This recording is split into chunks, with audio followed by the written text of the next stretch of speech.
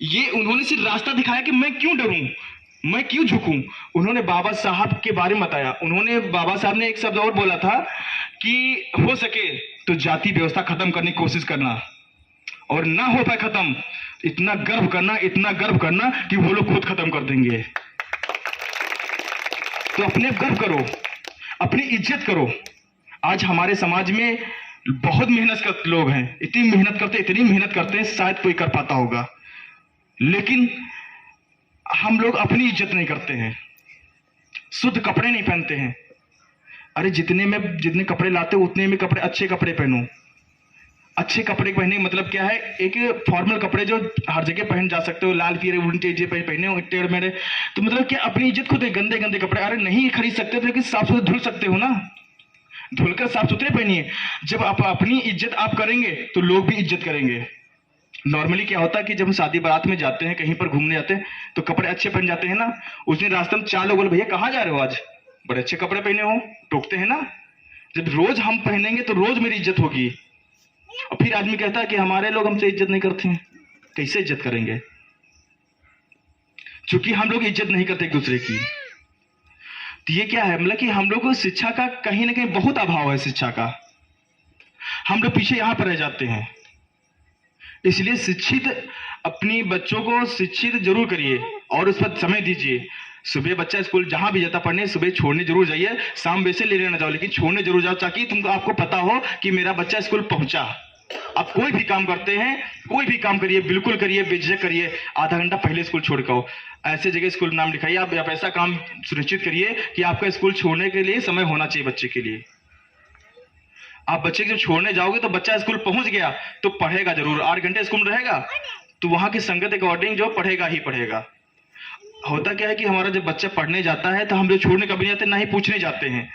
तो वो रास्ते में कुछ ऐसे रोकथाम वाले लोग काम करते हैं कि उसके बच्चे को, अरे कहाँ जा रहे हो, तो चॉकलेट खा लो, झल्ला गोली चेन टैप खिलाने में चढ़ गए। अब 2 दिन बच्चा स्कूल नहीं गया, अब तीसरे दिन बच्चे के दिमाग में आ गया 2 दिन स्कूल लग गए, सर जी मरी है जरूर, क्योंकि अब 2 दिन स्कूल नहीं गया, तीसरे दिन कोर्स पीछे हो गया, सर जी मारेंगे। अब वो बच्चा जाना बंद कर देता है स्कूल। अब धीरे धीरे कहीं पेट दर्द कराने लगा, बिना मतलब का पेट दर्द होता, बिना मतलब का सर दर्द होता उसके अंदर।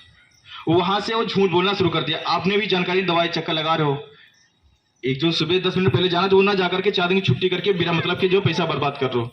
तो ये लोग, हम वहां पर गलतियां करते हैं, इसलिए शिक्षा में हम लोग पीछे हो जाते हैं। अब आज बात आती है कि संगठन की, जैसे कि हम लोग आज काम कर रहे हैं, ठीक, संघर्ष कर रहे हैं, और आज की जो मनवादी सरकार है, मनवादी विचारधारा की सरकार है, कहीं नहीं कि हम लोगों को पीछे धकेलने का काम कर रही है। तो हम सरकार पर उंगली ना उठाते हुए हम अपने आप को ऊपर का उंगली उठाते हैं कि उनका तो काम है, वो अपनी बहुत मेहनत से कर रहे हैं पीछे गिराने का, और हम लोग गिरने का भी काम कर रहे हैं। अरे नहीं गिर सकते, उनको गिरा सकते हो, नहीं हटा सकते, कुर्सी हिला तो सकते हैं हम लोग, इतने लोग हैं, लेकिन नहीं, हम लोग भी सोचते हैं कि जाकर के नहीं यार जो मिल जाए तो ले लीजिए, देखा जाए फिर 5 साल बदली, कैसे बदली? कोई चीज बदलती नहीं है, बदलना पड़ता है। बदलने के लिए हमारे पास मतलब कि ऐसा एक प्लेटफॉर्म है जहां पर अच्छी खासी ट्रेनें आ रही हैं। हम आज भी उसी खड़े नहीं, यहाँ पर ट्रेन आएगी, इस पर रुकेगी, फिर बैठेंगे, हम जाएंगे।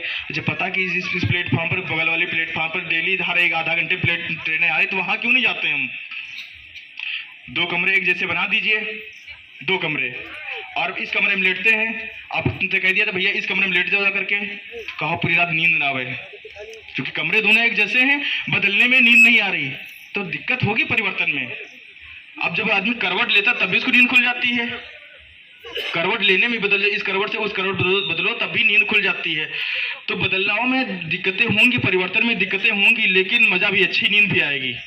तो अब ऐसा प्लेटफॉर्म है जहां पर सब कुछ सुविधाएं हैं, सब कुछ है, लेकिन हम लोग नहीं जा रहे हैं, क्योंकि हम लोग कंफर्ट जोन में बिल्कुल कि काम नहीं करना चाह रहे हैं आगे, कि हमको लग रहा है कि इससे अच्छा कहाँ हो सकते है। एक कहावत है कुमंडो को, जो कुएं में मेढक होता है तो उसको लगता है कि कुएं ज्यादा पानी कहीं दुनिया में है ही नहीं, लेकिन ऐसा नहीं है। उसको जिस दिन निकाल के बाहर रखा गया, समंदर में रखा गया, वाह यहाँ पानी बहुत है।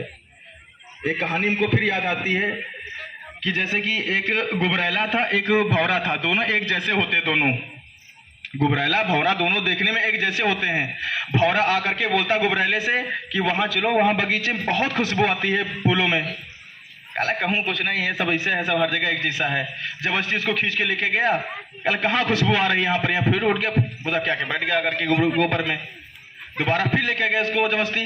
कहला जो नाक में गोबर घुसा हुआ है उसको निकालो पहले, तब खुशबू आएगी।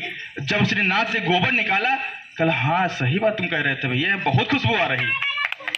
तो हम लोगों के अंदर दिमाग में जो गुलामी नामक जो गोबर घुसा है, मनवादी विचारधारा का जो गुलामी नामक गोबर घुसा है, जब तक ये नहीं निकलेगा तब तक क्रांतिकारी भाव किसी के अंदर नहीं आ सकता है।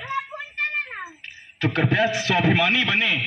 स्वाभिमान के लिए अपन कम से कम किसी के लिए नहीं लड़ सकते, अपने लिए लड़िए। अगर अपने खुद के नहीं लड़ सकते तो बेकार है। मैं तो चाहता हूं कि मर जाना ही बेहतर है आपका।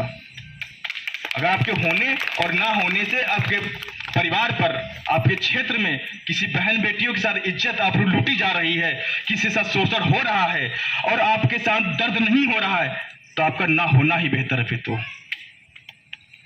अगर किसी को देख करके आपके अंदर आग नहीं उबलती है, खून नहीं उबलता, तो क्या आप इंसान नहीं है? फिर तो कि जरूरी आपकी सगी बहन के साथ अत्याचार हो तभी दर्द होगा। आप तो अकेले हैं तो कहाँ जाए लड़ जाए करके, आप अकेले भाई घर का घर देखे वाले हैं तो कह के पीछे लड़ जाके, तो कल जब तुम्हारे साथ होगा तब तुम्हारे पीछे कौन लड़े? हाँ, बहुत अकेले लोग हैं जो पूरा परिवार चला रहे हैं। आज तो परिवार चला रहे हो, चला भी पा रहे हो। अगर यही सिलसिला जारी रहा तो आगे परिवार भी नहीं चला पाओगे। प्राइवेट कंपनियों की बहुत बदतर कंडीशन है और इससे बदतर कंडीशन आने वाली है। अपने उन्नाव जनपद में जितनी फैक्ट्रियां हैं सबसे ज्यादा लेदर इंडस्ट्री है और अगले 1 साल तक इससे बदतर कंडीशन आने वाली है। मैं जहां बताऊं मैं लिखित दे सकता हूं। अगले 1 साल तक की काम नहीं है। तो जिन लोगों को लगता है कि मैं फैक्ट्री में काम करके काम कर लूंगा, नहीं हो पाएगा। इसके लिए हमको लड़ना पड़ेगा, अपना रोजगार खुद ढूंढना पड़ेगा और रोजगार तब होगा जब मैं खुद सरकार हूंगा। किसी मांगने से भीख मिलती है? मिलता कुछ, छीनना पड़ता है हर चीज, मांगने से कुछ नहीं मिलता है। और हमारे सामने सब कुछ लूट रहा है, तुम नहीं कर रहे हैं। आज नहीं लड़ोगे तो कल लड़ने लायक नहीं बचोगे। अगर आज नहीं लड़ोगे, कल तुम्हारे बच्चे आपसे पूछेंगे पापा जब देश बर्बाद हो रहा था, संविधान लुट रहा था, उसकी इज्जत तब लूटी जा रही थी बहन बेटियों की, आप क्या कर रहे थे? आपके पास जवाब नहीं होगा, किसी पास जवाब नहीं होगा कि आपने क्या किया। और तब जैसे कि आजकल लोग बोलते हैं कि ये लड़का खाना नहीं देता, कैसे दे? आपने किया क्या? आपने क्या किया? आप बच्चे को खाना देना चाहिए, बुढ़ापा में सब कुछ करना चाहिए, लेकिन कहीं नहीं कहीं आज वो नहीं दे रहा, उसकी जिम्मेदार हम हैं। क्योंकि हमारा बच्चा नहीं दे रहा मुझे, इसकी परवरिश मैंने सही नहीं कर पाई, उसके जिम्मेदार हम हैं। कहने का तात्पर्य यह है कि आज मेरे पास आजाद समाज पार्टी नामक एक ऐसा परिवार है, ठीक है, या ये कह सकते हैं कि आज हमारे पास ऐसा एक लड़का तैयार हुआ जिसकी हम इज्जत नहीं कर पा रहे हैं। इस परिवार, इस लड़के की, आजाद समाज पार्टी की एक तैयार हुआ पौधा, उस पौधे को अगर हम नहीं तैयार कर पाएंगे तो फल की इच्छा ना करें हम, क्योंकि पेड़ बड़ा ही नहीं हो पाएगा। तो इस पेड़ की रक्षा करके पेड़ को बड़ा करना, फलदायी बनाना, हमको ये हमारा कर्तव्य है। बोलने के लिए तो बहुत है, लेकिन स्वास्थ्य खराब होने की वजह से शायद ज्यादा नहीं बोल पाएंगे। मैं चाहूंगा हमारे मंडल अध्यक्ष जी आगे विचार को आगे बढ़ाएं और बोले। जैसे कि